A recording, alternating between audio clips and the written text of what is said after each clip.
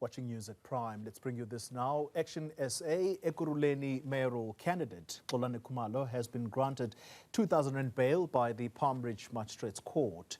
He appeared briefly today after handing himself over to the police in Ekurhuleni. Kumalo faces an assault charge stemming from an incident last month involving a suspected drug dealer during a televised operation for a TV show. The suspect alleges that he was brutally assaulted and threatened with a firearm during a raid at his home. ActionSA has dismissed the allegations, describing them as a politically motivated attempt to intimidate Kumalo. The matter has been postponed to the 18th of February. Well, earlier, Kumalo's lawyer telling the court that his client heard about his arrest on social media. Mr. Kumalo, and if needs be I can read him, he will say he first got wind of his supposed imminent arrest through social media. That's when he asked colleagues, because he's in law enforcement, that's why your colleagues could tell him his number. And he was referred to you, that's how he reached out to you. What is your comment to that? Okay. You don't have a comment, okay, that's fine. Let's stay with this story. Kumalo says he will continue to fight drug use in his community. I'm okay because I'm going home. And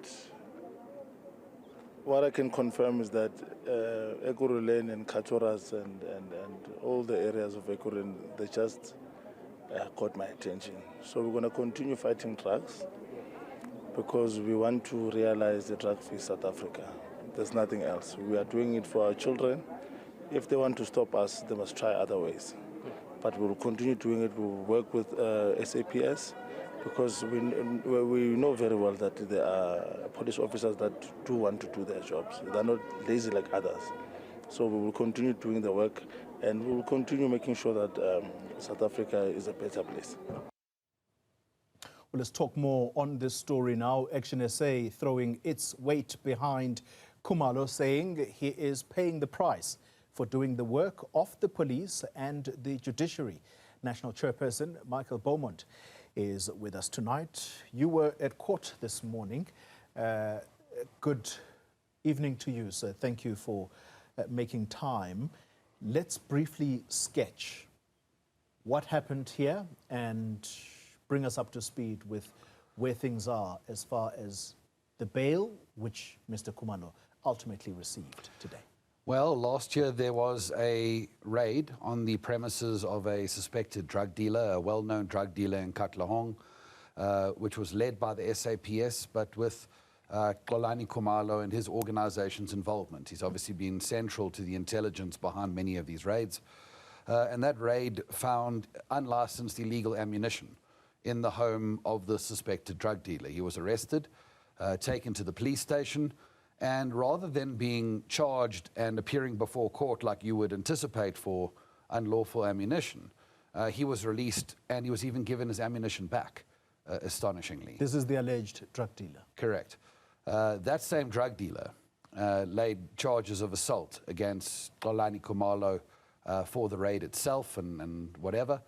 And at the end of the day, it's deeply frustrating that what you have in South Africa is a situation where the police don't act on the complaints of communities who say these people are dealing drugs and harming our children, but they will act on the complaints of drug dealers who are operating to such damage in these communities.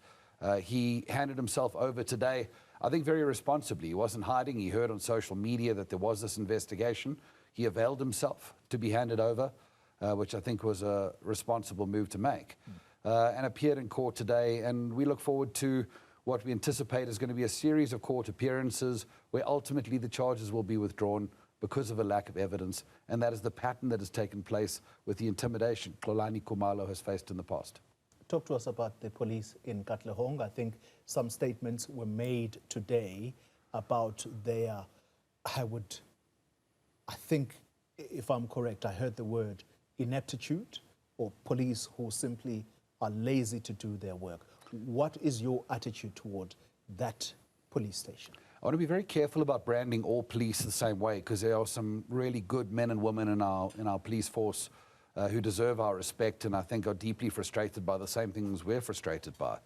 But ultimately what we believe is that the drugs that were being sold by this drug dealer were being provided by police in that police station, which is why the raid on that particular facility attracted this corresponding response against Xolani. And let's be real, this is not a revelation that doesn't exist elsewhere in our country. What happened to Xolani happens to many people around South Africa. If you go into communities across our country, people can show you where the drug dealers are. They can say it stays on that corner, on that corner. They can point them out, but they operate with impunity because they operate with the tacit or explicit support of police in those communities. Two things stand out here, Michael Beaumont, and I'm going to paint the context very quickly. I think you're being generous. Of course, we can't paint the police, all of the police, with the same brush. But the head of crime intelligence nationally, this is the guy who testified just last week at the Parliamentary Ad Hoc Committee, Dumisani Khumalo. He makes the statement, an almost blanket statement, that almost all the police in Gauteng are in cahoots or are working for cartels. Yes. You then have a special case of Ekurhuleni. This is where the Metro Police Division is deep in this alleged drug cartel. Well, may not necessarily be drug cartel, but the cartels. So once again, I'm asking you this question with that context in mind, that do we think there is a special case for Ekurhuleni? And I'm going to tell you why I'm asking you this question in this way. There's no doubt that the rot in Ekurhuleni is profound. It appears to be coming out through these various commissions. We're seeing governance in the municipality that has caused an infiltration in corruption in the Metro Police in Ekurhuleni, and it is of massive concern. But I think we need to understand that the problem that we're experiencing in the policing is a leadership problem. Exactly the kind of thing that you were talking about in the Matlanga Commission being painted out in such technicolor detail. But let's be real, what hasn't happened after May last year is a new GNU coming in and saying the police aren't going to continue to operate in the way they always have before. There's going to be change. What we've just seen is a continuation of the status quo. And how are we ever going to get the leadership of the police right when the police minister is the reason why we have a Matlanga Commission in the first place, and the president has $580,000 stuffed in his furniture? I'm aware that Xolani Khumalo is a mayoral candidate in Ekurhuleni, at the risk of possibly allowing a campaign on this show, which is not the intention. But you are fielding a candidate in a municipality right now whose mayor is allegedly, possibly a person of interest to the police. You possibly would have seen the interview on the station where we were interviewing our colleagues from News 24. There is a major, major case that possibly is going to be following that mayor, Mr. Xhakaza. And if he is indeed listening here, I'd love for him to come and talk to us about what is going on. But your sense of what in the world is happening in the city of Ekurhuleni. Well, I think the expose from Jeff Wicks and co. is astonishing, that you could have a mayor who is aware that there's an investigation into a matter where he was there at the scene of the murder on that evening 2 years ago, and he fails to come forward and make that known, even though it's believed that his bodyguards were involved, which is, unbelievably serious. But what we're really talking about is the criminalization of the Ekurhuleni Metro. And I think in many ways, political leadership of that municipality has gotten away with the fact that limelight is often on Johannesburg and Tshwane, and not enough attention is being paid on what is taking place in that environment.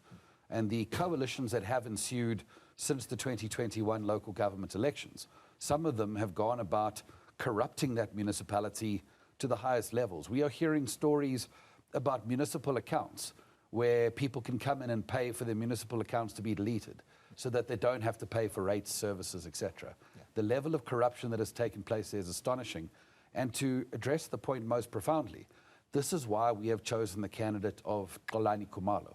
There are many service delivery needs in the city of Ekurhuleni, but ultimately what we would like to do is make an offer to the residents of that city that Kumalo will kick down the doors of corruption and illegality in government in the same way he's been doing in communities across their cities for years.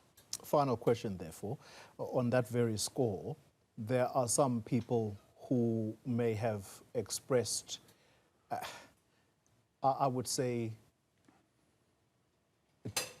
not necessarily being comfortable with whether or not Kumalo is capable. Yes, you can run the streets chasing after common thieves, drug dealers, but coming to the nuts and bolts of a metro, it's no ordinary municipality, it's a metro, it's called a metropolis, and that is because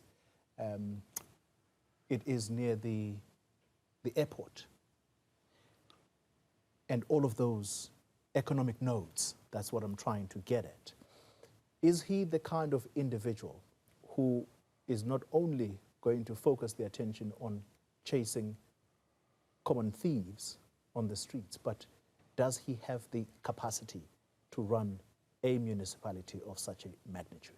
Without any doubt, ActionSA wouldn't have put him forward in the mold that we have put forward the likes of Herman Mashaba, Dr. Nasipi Moya, Athol Trollop, people with a record of fixing broken municipalities, if we didn't think that he was cut in that particular mold. But I think, let's be real, that criticism often comes from career politicians who want to appeal to us to have a deep and profound respect for their advanced intelligence in running municipalities. When if you look at their track record, I would take Kumalo every day of the week and twice on a Sunday before I'd take some of those individuals and their experience in running municipalities. Ultimately, politics is a team sport. There's no one person who's going to come in there and have the answers for everything. It's going to require an individual to have a team of people around him, but it's about getting the basics right. And Xolani knows it's about ensuring that a budget is reprioritized. We take money away from the wastages, we put it on the infrastructure service delivery priorities of the city, and we get the basics right. And his experience in fighting crime is going to be vital, because going back to your earlier point about the rot in our SAPS, it starts with political leadership.